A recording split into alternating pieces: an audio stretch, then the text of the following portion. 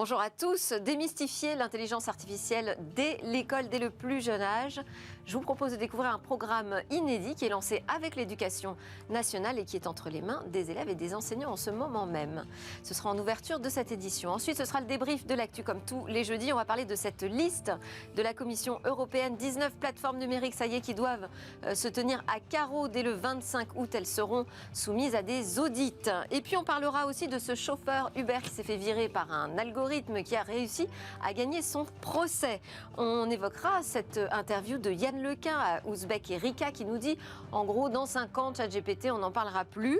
Et puis, on évoquera ce projet de taxe sur les plateformes de streaming musical pour financer la musique française.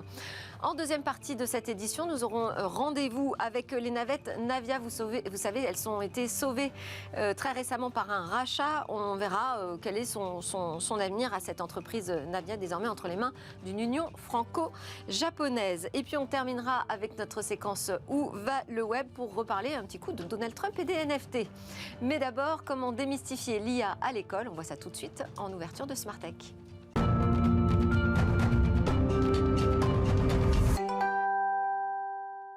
Alors, un plateau un peu plus féminin que d'ordinaire, je suis ravie pour ce débrief de l'actu. Nous avons Cécile Doutrio, avocate fondatrice du cabinet Jury Défense Avocat, Henri Dagrin, délégué général du SIGREF, Anne Cousin, avocate associée. Bonjour à tous les trois. On va ensemble commenter cette actualité riche. On a dû faire des choix d'ailleurs autour de la tech et du numérique. Mais d'abord, je propose qu'on découvre cette initiative qui va être présentée par Léo Briand. Bonjour Léo. Bonjour.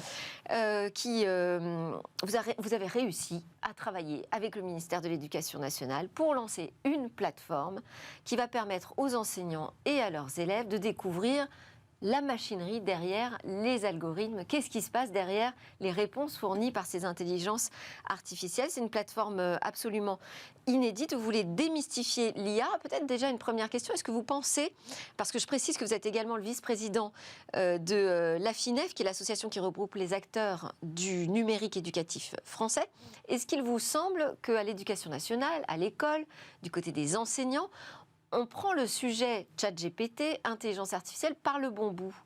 Alors, c'est une bonne question. Je trouve qu'aujourd'hui, on a deux types de réactions essentiellement chez les enseignants face à l'intelligence artificielle. D'un côté, des peurs, il faut le dire, des gens qui se disent que finalement, les élèves vont pouvoir tricher, qu'ils vont moins apprendre et que l'intelligence artificielle va se substituer éventuellement aux enseignants. Donc ça suscite parfois des craintes. Et d'un autre côté, de l'espoir, puisqu'on sait qu'avec notamment l'adaptive learning, donc la capacité d'adapter les exercices en fonction du niveau des élèves, on est capable de mieux apprendre et de finalement, en tant qu'enseignant, optimiser le temps qu'on passe, notamment en aidant les élèves les plus fragilisés. Donc finalement, on se pose quand même les bonnes questions. Oui. On n'est pas complètement à côté du sujet. C'est ça. Je dirais que pour autant, on a quand même une sorte de hype un peu en ce moment, donc une sorte de... Enfin, les enseignants, en tout cas, parlent beaucoup de ça. C'est un sujet qui fait vraiment beaucoup parler et je trouve que c'est plutôt une bonne chose, même si on entend des choses qui sont parfois un peu éloignées de la réalité. On a des mythes qui refont surface sur l'intelligence artificielle. Et alors donc justement, avec Vita Science, vous, l'objectif, c'est de démystifier l'IA en fournissant une plateforme qui va permettre de jouer comme ça avec ces algorithmes. Expliquez-nous comment ça fonctionne et puis à qui ça s'adresse? Parce que quand on parle de l'école, c'est assez vaste. Oui. Alors nous, Vita Science, on existe depuis 5 ans et en fait, on s'est donné pour mission de démystifier les sciences et le numérique au sens large. Donc on a commencé avec la programmation informatique puisque depuis quelques années, c'est obligatoire pour tous les élèves de collège et de lycée. Donc on apprend le code finalement à l'école, au collège et au lycée. D'ailleurs, il y a eu une réforme là qui est sortie. Est-ce qu'on l'apprend bien le code à l'école? Eh bien, je trouve que oui. En tout cas, la France, dans son ambition, dans ses programmes scolaires, est un des pays au monde qui a le plus de code officiellement dans les programmes. Après, la vraie question, c'est l'accompagnement des enseignants. Puisque c'est bien beau d'écrire dans le programme, vous allez devoir apprendre Python. Si les enseignants sur le terrain ne sont pas formés pour qu'ils puissent enseigner correctement Python, ça a moins de chances de marcher. Donc là, il y a des énormes programmes de formation qui sont lancés depuis 5 ans en France, qui prennent du temps forcément, et ça marche plutôt bien. En tout cas, l'ambition portée par le Conseil supérieur des programmes, c'est vraiment que la France soit un des pays qui ait le plus de code donc de numérique dans les programmes scolaires. Mais là, vous voulez aller plus loin, vous voulez nous former non seulement au code, mais à la data science, c'est ça? C'est ça. Alors l'IA, stricto sensu, c'est un peu ambitieux, non? C'est pas encore au programme. Dès la primaire. Voilà. À part, pour l'instant, on a une petite ligne sur l'IA dans ce qu'on appelle l'enseignement scientifique en terminale. Donc on en parle un peu en terminale. Également dans quelques options, sciences de l'ingénieur et numérique, sciences informatiques. puis en prépa après. Mais globalement, aujourd'hui, l'IA reste cantonnée C'est à un peu tardif. toute c'est sûr. petite partie du programme de terminale. Mais il faut savoir qu'il va y avoir des réformes, notamment une réforme du collège qui va arriver bientôt, d'ici 1 an et demi, quelque chose comme ça, normalement. Et dans cette réforme, moi, mon pronostic personnel, c'est qu'il y aura plus d'IA, puisque c'est en train de bouleverser la société, clairement. Et l'éducation nationale va devoir se saisir du sujet pour que les élèves sachent quoi faire avec, quels sont les bénéfices de l'IA, mais aussi ses limites, et que finalement on soit capable de mieux l'appréhender, puisque c'est un sujet qui dépasse largement l'école, c'est un sujet vraiment sociétal. Enfin, moi, à mon sens. Mais vous, avec votre plateforme VitaScience, vous démarrez dès la primaire. Oui, alors on a fait un outil qui est effectivement très simple à utiliser, qui peut s'utiliser dès la primaire. Voilà, il faut savoir lire, c'est tout. Donc dès le CP potentiellement, et qui permet de comprendre les mécanismes derrière l'IA. Puisque souvent, ce qu'on remarque, c'est que l'IA, on va lui prêter des capacités qu'elle n'a pas. Alors ChatGPT, c'est vrai que c'est très impressionnant quand on voit l'outil. On peut se dire il va remplacer tous les métiers du monde. On voit souvent ce genre d'articles dans les journaux. Toutefois, c'est pas le cas. Il y a quand même. Il y en a un justement qui a dit qu'il n'était pas du tout impressionné. Bon, alors il s'appelle Yann Lequin, c'est On va un en peu parler le tout à patron l'heure. de l'IA. On en parlera tout à l'heure Et chez du coup, nous, ce Facebook. qu'on essaie de mettre en fait, c'est d'expliquer comment ça fonctionne et de montrer que finalement, c'est juste des calculs mathématiques, Ouais. certes complexes, mais finalement compréhensibles, même par des élèves de primaire, pour que les gens voient qu'en fait, c'est juste une succession de calculs qui va permettre de réaliser une opération. Mais qu'est-ce que vous leur faites faire? Qu'est-ce que vous leur mettez entre les mains Alors nous, à ces très élèves concrètement, la de l'école plateforme, primaire? on a décidé de se concentrer pour l'instant sur les images et les sons, parce qu'on s'est dit que c'était le plus visuel et parlant pour les élèves. Donc concrètement, l'outil permet d'entraîner. Donc par exemple, on va faire 2 catégories d'images. On va donner des images avec quelqu'un avec un masque et quelqu'un sans masque, par exemple. On va entraîner l'IA pour qu'elle soit capable ensuite de dire si la personne elle a un masque ou non. Donc c'est une IA très simple. D'accord. Et ça, c'est quelque chose qui peut être fait dès le primaire. Les élèves peuvent s'amuser à prendre des photos et à tester l'outil. Et ils vont comprendre finalement l'IA, qu'est-ce qu'elle permet de faire.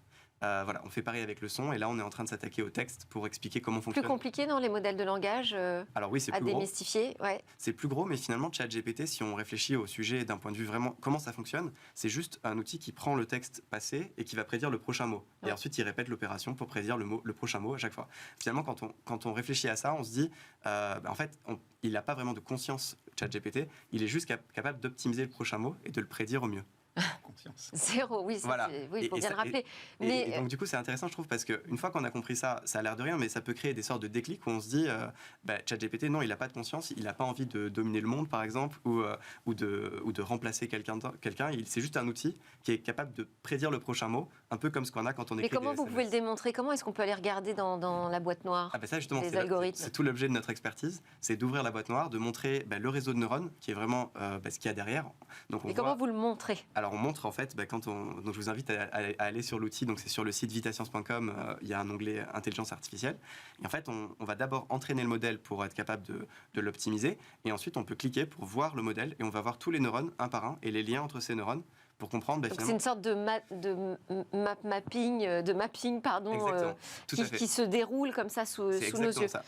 Ok. Et en fait finalement... Et ça ne demande pas du tout vous avez dit il faut savoir lire, on peut démarrer dès le CP, ça ne demande pas du tout de compétences mathématiques pour Alors, utiliser l'outil? pour comprendre les grandes lignes, non. Après, pour rentrer dans le détail, un petit peu. Mais c'est des opérations simples, c'est des additions et des multiplications. En fait, ce qui fait la force de l'IA, c'est pas sa capacité à faire des calculs très complexes, c'est surtout la quantité. C'est vraiment des milliards de calculs qui sont faits pour chaque prédiction. Et donc, si on commence un mot, par exemple, sur ChatGPT, qu'on dit « je m'appelle » et qui veut compléter, eh ben, le calcul pour dire quel est le prochain mot est très, très complexe. Oui. Et ça soulève des enjeux énergétiques, notamment, puisqu'on sait que l'IA est consommatrice d'énergie très fort. ChatGPT, notamment, ça coûte des centaines de millions d'euros de serveurs, ne serait-ce qu'en serveurs. Bien sûr, il y a le développement après, mais c'est des coûts serveurs énormes qui, bien sûr, ont tendance à accélérer le réchauffement Ça climatique soulève aussi des enjeux de protection des données personnelles. également. En l'occurrence, là, vous adressez la question du nom de la personne. Vous adressez aussi cette question Oui, alors on adresse cette à question. travers VitaScience? Donc à travers VitaScience, on a fait le choix que l'IA, donc elle tourne exclusivement dans le navigateur. Il n'y a aucune donnée qui est transmise sur un serveur. Donc ça, il faut bien faire la différence et on essaie de sensibiliser les élèves à ça. C'est aussi, je pense, pour ça que le ministère de l'Éducation nous a soutenus sur ce projet. Donc le dispositif s'appelle EduUp. C'est un dispositif du ministère de l'Éducation nationale pour soutenir les initiatives innovantes dans le numérique, qui est ouvert à tous. Donc il y a entre 10 et 20 sociétés qui sont lauréates chaque année. Et si un jour vous lancez une start-up dans J'aime bien l'éducation... comment Léo Briand dit ça, c'est ouvert à tous. Toutes les start-up peuvent venir travailler avec l'éducation nationale. Non, c'est pas vrai, c'est très compliqué. C'est très compliqué. Mais cette subvention-là, EduUp, c'est vraiment la plus ouverte, entre guillemets. Si vous avez une idée et que vous lancez une start-up dans l'éducation, je vous invite à le faire, c'est passionnant, mais un peu dur. Et il faut vraiment aller sur EduUp. C'est le premier guichet de financement du ministère. C'est un premier conseil, donc. Voilà, c'est le premier conseil. C'est l'équivalent de la bourse French Tech dans la BPI, un petit peu, qui est ce qu'on conseille souvent d'aller regarder en tant que start-up qui se lance.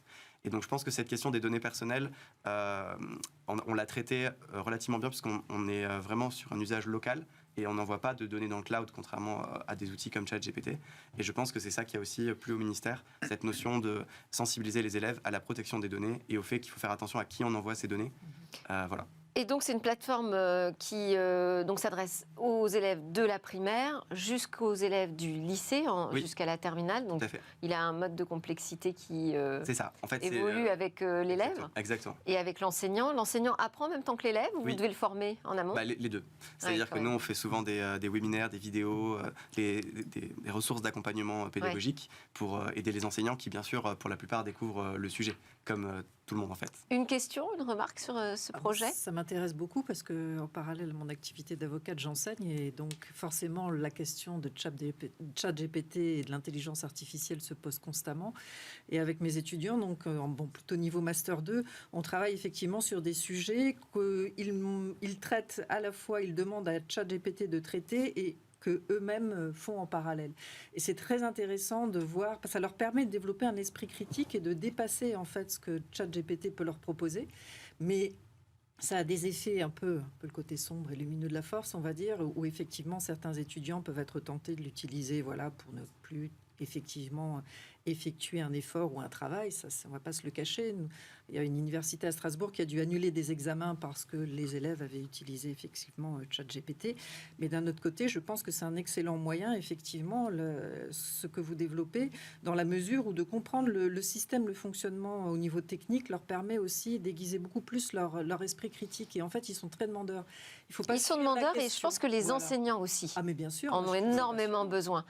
Un mot, Henri. Oui, juste pour vous dire, je vous trouve un peu sévère avec le ministère de l'Éducation nationale. Ah, c'est vrai. Et je trouve que la direction du numérique pour l'éducation, qui est dirigée par Audran Le Baron, aujourd'hui fait énormément d'efforts pour accompagner... Qui est bienvenu d'ailleurs sur ce plateau. Pour accompagner les EdTech. Aujourd'hui, puis il y a un salon comme Educatech, Educatis, qui est le plus grand rendez-vous annuel européen sur les EdTech. Henri Educapital et Marie-Christine Levet qui expliquent quand même la difficulté pour passer à l'échelle. Oui, c'est vrai, parce que l'éducation nationale, c'est une machine très compliquée en France. Peut-être qu'elle pourrait être simplifiée de ce point de vue-là, mais quand même, il faut... Non, c'est vrai, il y a des initiatives qui sont et Evitations en est la preuve. Voilà, et puis la FINEF, donc moi je suis vice-président de cette association qui regroupe une centaine d'acteurs autour du numérique éducatif. On a vu qu'il y a eu quand même une forte augmentation du nombre de structures, donc start-up ou associations, qui se lancent dans le milieu. Bien sûr, il y a des échecs, mais comme dans tout secteur entrepreneurial. Mais globalement, on a vu quand même qu'il y a eu une large augmentation du nombre de structures qui viennent apporter des solutions numériques dans l'éducation. Et effectivement, la DNE, donc Direction du numérique éducatif, vient soutenir une partie importante. On est dans un mouvement très positif, là, je sens, pour attaquer le débrief de l'actu.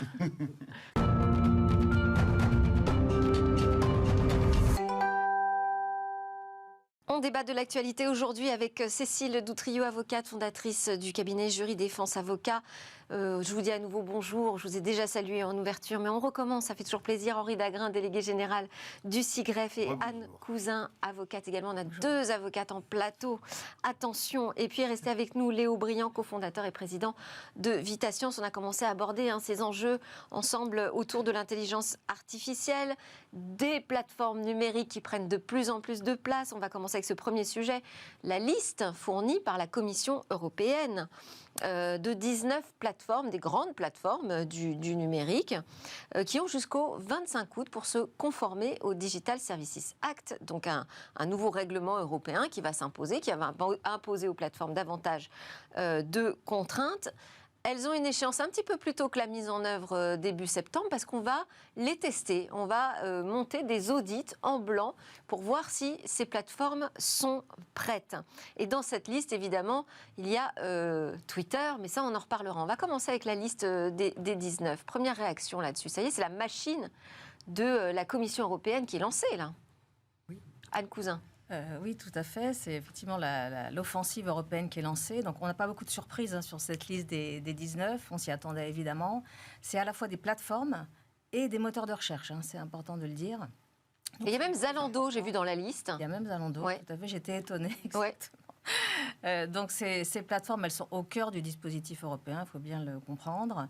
Ce qu'on va leur demander avec l'entrée en vigueur du DSA, c'est un effort considérable, à la fois de s'interroger sur elles-mêmes et leur fonctionnement, c'est-à-dire rechercher pourquoi elles sont l'occasion des fausses informations, etc., et travailler là-dessus, et aussi se plier annuellement à un audit extérieur. Oui. Donc c'est considérable parce qu'en fait, ces plateformes-là, elles ont un fonctionnement secret. Là, on va défiler la liste des 19. Même si parfois la justice française essaye de soulever le voile et de leur demander plus d'informations à l'occasion de référés engagés par des associations de défense de droits humains, elles sont très réticentes à fournir des informations et là, elles vont avoir une obligation réglementaire de le faire sous peine de sanctions et de sanctions très élevées. Donc on change complètement la donne. Donc on va voir si elles vont effectivement jouer le jeu, mais on est probablement. Oui, parce qu'en plus il va falloir. Donc ces plateformes sont censées ouvrir la boîte noire, vous parliez de la boîte noire des algorithmes, aux experts mandatés par l'Union européenne. On ne sait pas trop comment ça va se passer quand même encore tout ça, Henri. On commence à avoir en tous les cas des indications assez précises, puisque déjà c'était prévu dans les textes que la Commission européenne devait se doter de structures d'expertise permettant d'assurer le contrôle. Alors il y a eu quelques débats entre le niveau européen et les niveaux nationaux. Je crois que ça a été pour le DSA en tous les cas réglé, ça sera au niveau européen. Pour un autre texte qui arrive, qui est tout aussi important, le Digital Markets Act, qui va arriver, qui entre en vigueur là et qui sera effectif à partir du mois de juillet, où il va y avoir d'autres plateformes qui vont être désignées comme gatekeepers, comme contrôleurs d'accès. Ça va être tout aussi important. Je crois que l'Union européenne, aujourd'hui, fait valoir son droit. Je régule et je dis ce qu'on peut faire conformément aux valeurs de l'Union européenne sur le marché européen. Il ne faut pas oublier quand même que globalement, au niveau mondial, l'Europe, ça représente 30% du marché numérique. Alors, je ne sais pas pour chacune de ces plateformes quelle est la part du marché européen, mais c'est 30%. Ouais, c'est énorme. Personne, aujourd'hui, aucune grande entreprise mondiale peut se dire je vais renoncer à 30% du marché parce qu'il y a une régulation. Là, pour le coup, on voit que l'Union européenne fait la force. Et puis, à cette phrase de Thierry Breton, « With great scale comes great responsibility ». Ça doit plaire aux avocats, ça.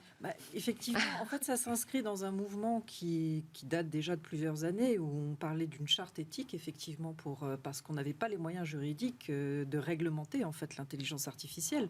Donc ça, c'est en octobre 2020. Après, vous avez eu le 21 avril 2021, justement, des règlements européens voulant légiférer sur l'IA pour la rendre plus transparente, les algorithmes, pour corriger les biais, pour lutter aussi, et on en reparlera, contre la désinformation en ligne et tous ces systèmes-là. Mais vous parliez d'un terme offensif. C'est vrai que l'Europe, l'Union européenne paraît très offensive, mais pour moi, elle a... et je le regrette, un rôle davantage défensif. C'est-à-dire que comme on n'arrive pas au niveau technique, il faut bien le dire, à rattraper finalement notre retard en matière d'intelligence artificielle, de souveraineté numérique, on a recours à la loi, effectivement, pour mettre des barrières à l'entrée du marché. Vous le disiez très justement, Henri. Forcément, se passer du marché européen, c'est extrêmement délicat pour ces entreprises américaines. Donc, il y a des façons de mettre des barrières, c'est par des taxes. Bon. Libre circulation, c'est peut-être trouver le moyen d'avoir des règles pour être joué d'égal à égal aussi sur ce marché du numérique. Je pense qu'il y a deux choses qui sont différentes. Il y a effectivement, et il faut le déplorer, il faut même le crier, pour l'Europe c'est scandaleux, ce sont ces pertes d'autonomie technologique, cette incapacité de l'Europe à se doter de ses acteurs, et de l'autre côté cette capacité à réguler. Elles ne sont pas antinomiques, parce que, regardez, les États-Unis eux-mêmes, d'une certaine manière, régulent tout autant, sinon plus que l'Europe. La Chine, de la même manière. Et donc, ce n'est pas parce qu'on a une autonomie technologique, qu'on a même une hégémonie technologique, qu'on ne régule pas par ailleurs ces acteurs. Donc, ce sont les deux piliers qui doivent faire avancer la technologie. Ce qu'on peut déplorer en Europe, c'est que ce pilier de l'autonomie technologique, de cette capacité à faire émerger des géants technologiques, soit si absente, et que ce soit véritablement des carences de notre continent. Ça, c'est vrai. Alors, je voulais qu'on écoute Thierry Breton, parce que j'ai titré plus particulièrement sur Twitter. On l'écoute. Il était sur France Inter. Mais ce que je voulais dire pour répondre donc sur Elon Musk, donc j'ai proposé à ces plateformes de procéder avant le mois de septembre, où la loi va devenir de droit, d'aller faire des audits en blanc, parce qu'à partir du mois de septembre, pour tous celles qui opèrent, je suis en train de créer une équipe qui est une équipe extrêmement performante qui va faire pardon cette expression, des descentes quand les streamers devront le faire, parce qu'elle voit qu'il y a des problèmes dans telle ou telle plateforme. Il y a un nouveau shérif dans la ville, c'est vous.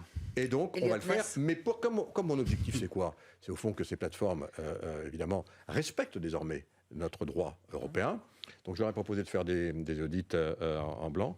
Et figurez-vous que Elon Musk a accepté. Donc j'irai faire un audit. Eh ouais, quand même des descentes. Hein. Ouais, et Thierry Breton, le commissaire européen, ira lui-même se déplacer chez Twitter. Ouais. Sachant qu'il y avait eu une initiative d'Elon Musk justement de libérer l'algorithme, en tout cas pour le fil d'actualité de Twitter récemment. Oui, pour le rendre plus transparent. Après, j'imagine qu'il y a d'autres éléments qui n'ont pas été libérés peut-être et que l'audit va aller plus loin que ça. Mais en tout cas, on a eu un premier élément qui va peut-être vers plus de transparence dans les algorithmes des réseaux sociaux. C'est vrai que c'est intéressant concernant Twitter, parce que c'est vrai que Twitter, un peu obligé, a finalement été un des premiers à collaborer pour rechercher des auteurs.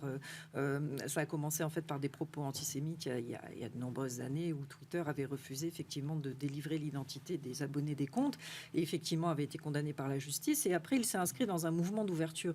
Et ce qui est très intéressant concernant Elon Musk, qui est certes un personnage fantasque, mais qui a véritablement le sens des affaires, c'est qu'il a signé aussi cet appel, justement, dont on parlera ensuite, à le moratoire sur l'intelligence artificielle, parce que lui, tout en lançant sa propre entreprise, cette société, donc il a besoin effectivement de tout remettre à plat, et cette pause effectivement, alors je ne dis pas qu'il n'a que de mauvaises intentions, et puis faire du commerce n'est pas une mauvaise intention, mais c'est simplement qu'effectivement lui a une volonté d'ouverture. Ça lui permet aussi de replacer comment positionner sa société par rapport à tout ça, même si je suis certaine qu'il a déjà une idée assez précise, mais cette volonté d'ouverture lui permet de se démarquer effectivement de ses concurrents et d'obliger ses concurrents qui sont déjà bien lancés, parce que lui, il faut qu'il remette en marche son entreprise, il y a beaucoup de salariés qui sont partis, ça lui permet effectivement, cette pause est plutôt pas malvenue finalement aussi.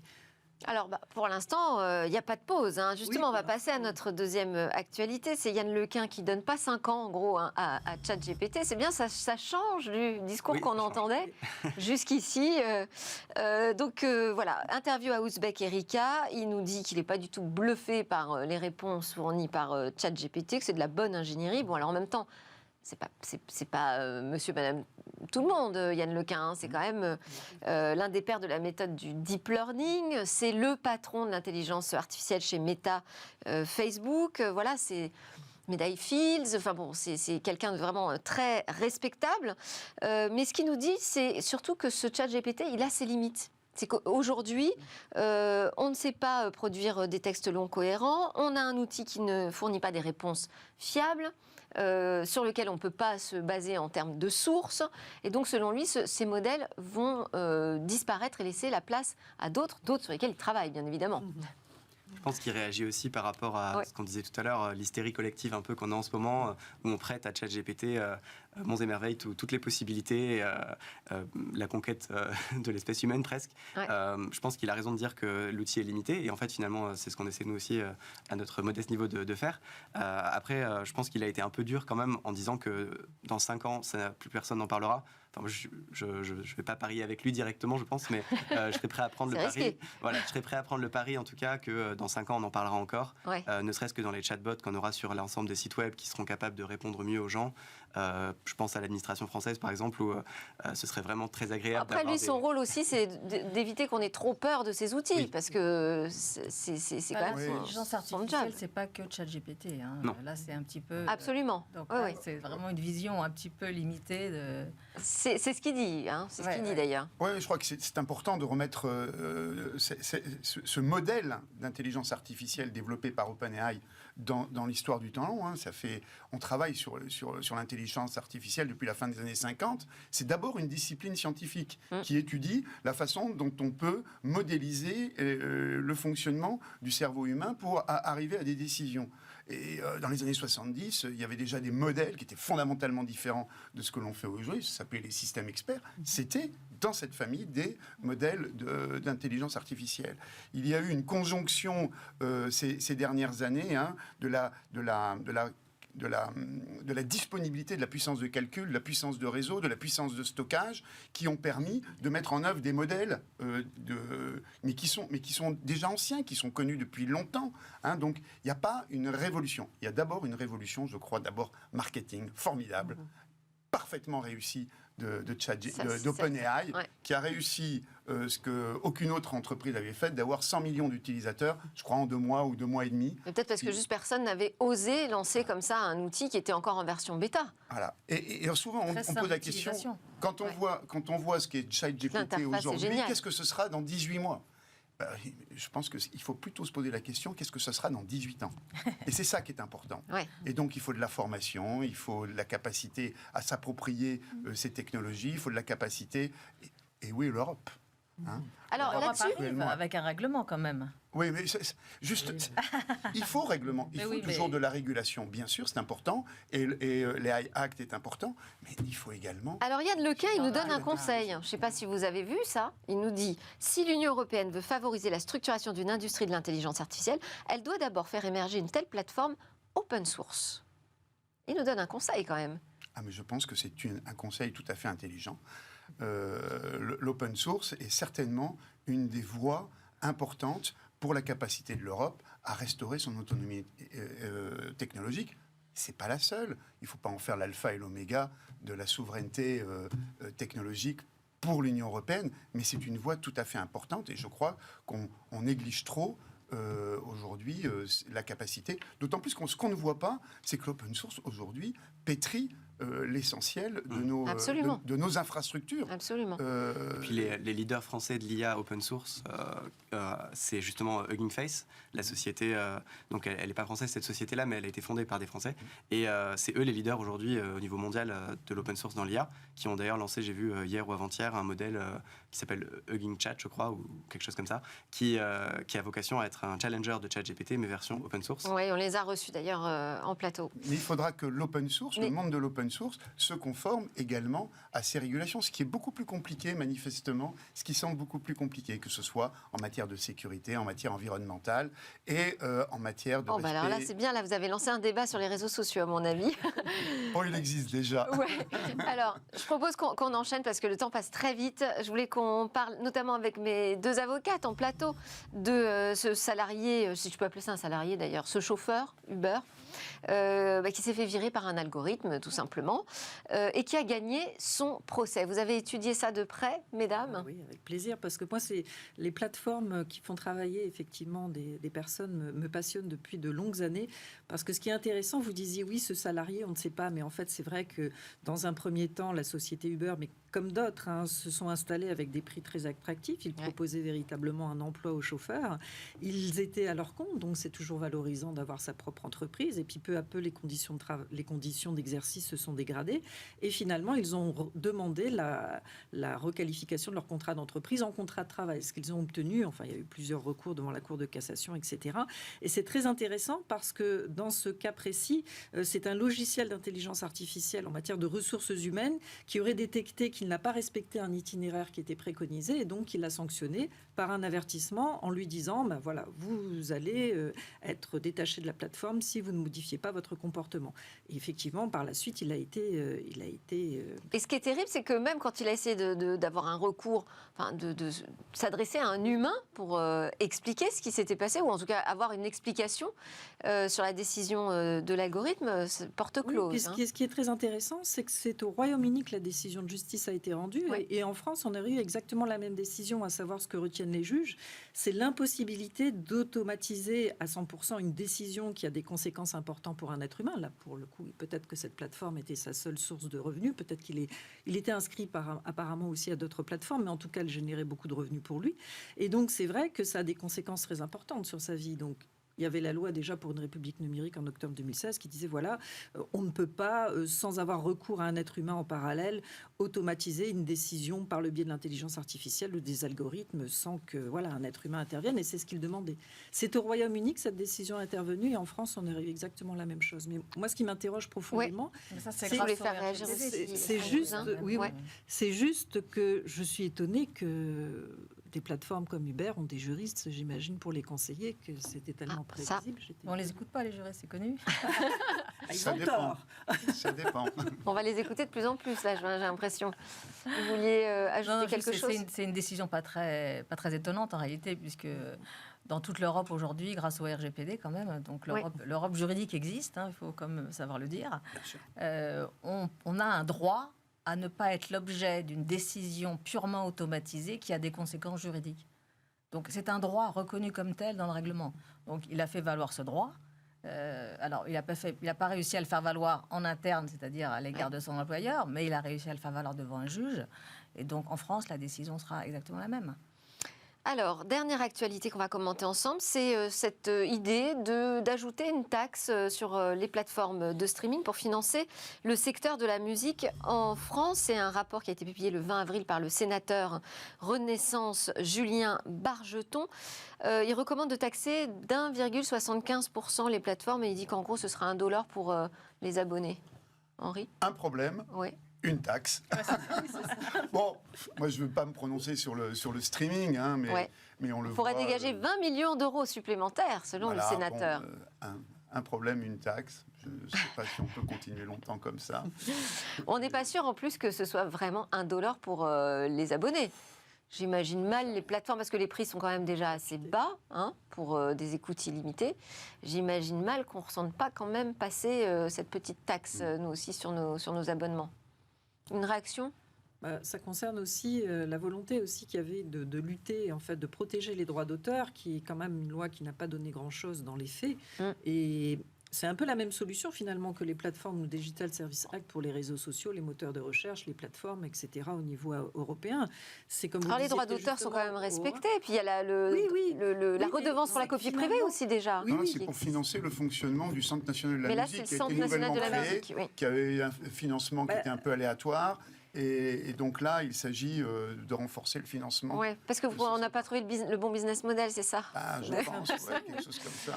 Bon, vous aviez remarqué une autre actualité que vous vouliez commenter, Cécile Doutrillo, c'est la proposition de lutte contre le cyberharcèlement qui a été présentée par Elisabeth Borne hier. Voilà, alors c'est très intéressant parce que cette histoire de cyberharcèlement est déjà ancienne et on a beaucoup de mal en fait à l'endiguer de manière concrète. Et c'est vrai que les gouvernements successifs et le Parlement, le sénateur, ont vraiment tenté de remédier à ce problème. On a une multiplication de là. Il y avait aussi la loi contre la haine en ligne qui avait été déposée par Madame Laetitia Avia, qui effectivement avait été censurée en partie. Et là, on revient constamment à la charge. Je trouve ce qui est le plus intéressant, en fait, c'est sur le terrain judiciaire où je ne sais pas, ma consoeur, ce qu'elle a pu constater, mais c'est vrai que les lois en France sont très complètes, sont très précises, mais il y a un empilement en fait de législation et après sur le terrain c'est autre chose. Quand on a des dossiers, on veut les faire avancer concernant. Juste d'un mot, donc ça vous semble pertinent ? L'idée est pertinente, l'idée est louable. Le problème sur le terrain, mais vous dites il y a déjà aujourd'hui les outils juridiques. Les outils juridiques, on ne cesse de réaffirmer et d'en faire un sujet du cyberharcèlement et je trouve ça très important parce que on gagnera davantage sur la sensibilisation et sur la moralisation finalement de l'utilisation des réseaux sociaux, l'usage qu'on peut en faire. Merci. Voilà. Il faut vraiment qu'on arrête là. On a vraiment dépassé tout le temps qu'on avait. Cécile Doutrillo, donc du cabinet Jury Défense Avocat, Henri Dagrin du CIGREF. Anne Cousin, je n'ai pas cité votre cabinet parce que je ne l'avais pas noté. Cabinet Hérald. Hérald, merci beaucoup. Et Léo Briand de Vitascience. On fait une petite pause et ensuite on part s'intéresser au sauvetage, j'ai envie de dire, des navettes Navia.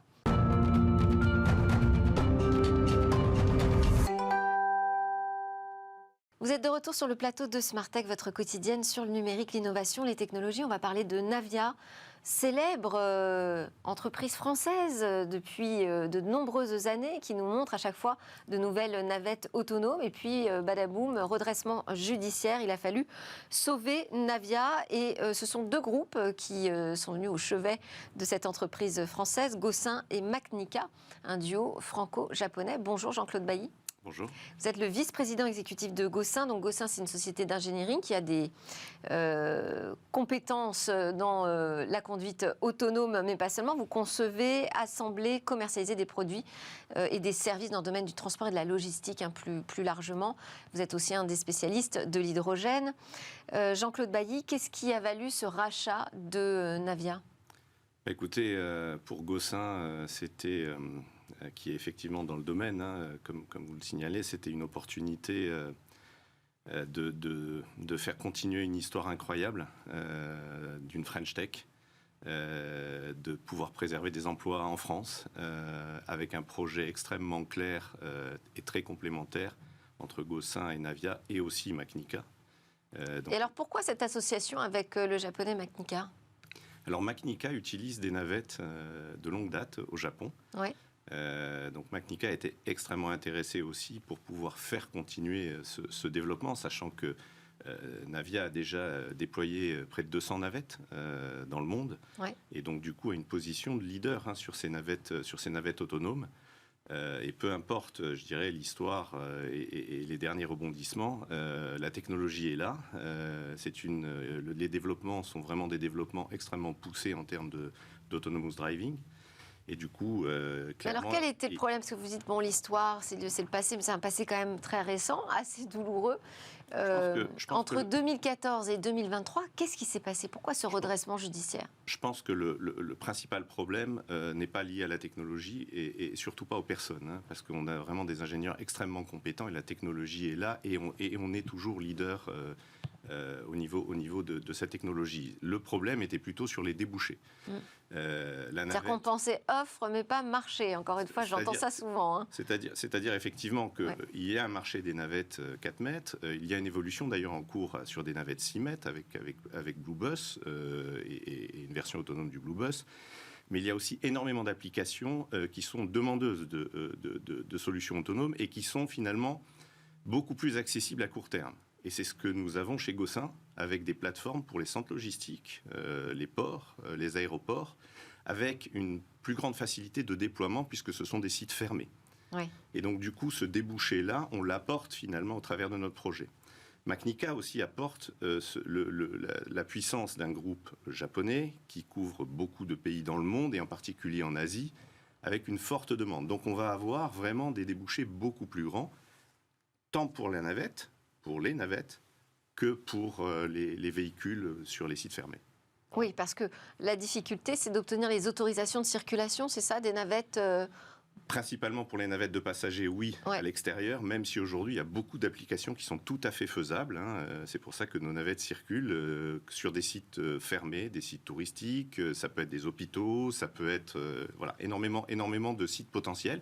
Donc il y a un marché court terme, mais on étend ce marché grâce à d'autres applications que l'on apporte dans le cadre du projet de reprise des actifs. Et alors, vous êtes membre du board de France Hydrogène. Est-ce que les navettes Navia seront désormais boostées à l'hydrogène ? Alors, pour l'instant, elles sont électriques. Nos véhicules, au niveau de Gossin, sont à la fois électriques et hydrogène.